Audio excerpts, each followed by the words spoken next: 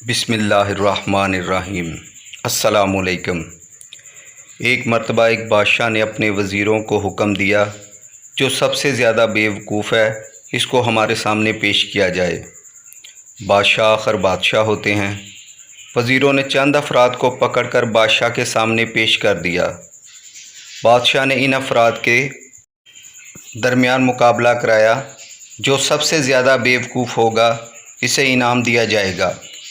Final round میں ایک شخص کو چن لیا گیا اور بادشاہ نے اسے سب سے بڑا بیوقوف ہونے کا خطاب دیا اور اسے انعام کے طور پر اپنا ایک قیمتی ہار دیا اور اسے رخصت کر دیا۔ وقت گزرتا گیا۔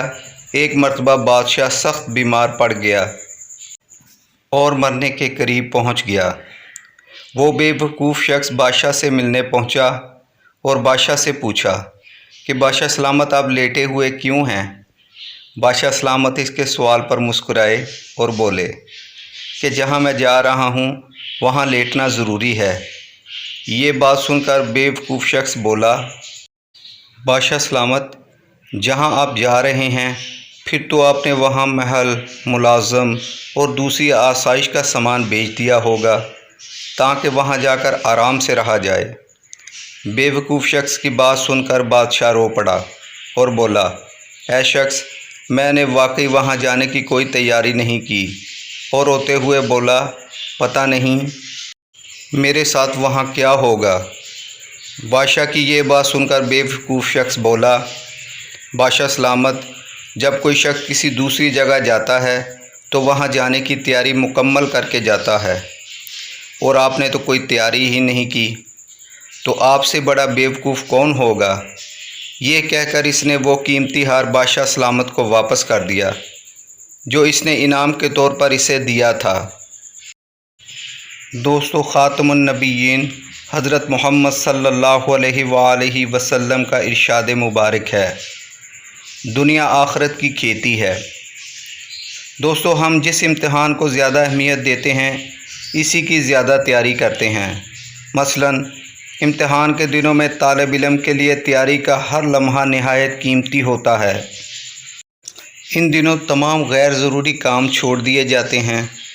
بعض اوقات غذا اور راتوں کی نیند بھی کم کر دی جاتی ہے۔ یہ تو ان امتحانوں کا حال ہے جن پر بہرحال زندگی اور موت منحصر نہیں ہوتی، اور جن میں ایک بار فیل ہو جانے کے بعد بھی دوبارہ بیٹھنے کا موقع موجود ہوتا ہے۔ تو پھر کیا صورت ہوگی اس امتحان کی جس پر ابدی نجات منحصر ہے اور جس میں فیل ہو جانے کے بعد کوئی دوسرا موقع حاصل نہیں ہے؟ دوستو، یہی تھوڑا سا وقت تیاری کے لیے ملا ہے جسے ہم دنیاوی زندگی کہتے ہیں۔ یہ مختصر سا وقت بھی اگر ہاتھ سے نکل گیا تو پھر اس کا ایک سیکنڈ بھی دوبارہ نہیں مل سکے گا۔ قرآن مجید میں اللہ تعالیٰ فرماتے ہیں، جس کا مفہوم ہے کہ انسان یہی حسرت کرے گا کہ کاش اسے دوبارہ زندگی مل جائے اور وہ اپنے معاملات کو درست کر لے۔ دوستو، ہم سب مل کر اللہ تعالیٰ کی بارگاہ میں دعا کرتے ہیں، اے رب العزت ہم سب کو تمام امتحانوں میں کامیاب فرما اور ہماری تمام بیوقوفیوں پر ہمیں معاف فرما، اور حضور کی ساری امت کو معاف فرما دے، آمین ثم آمین۔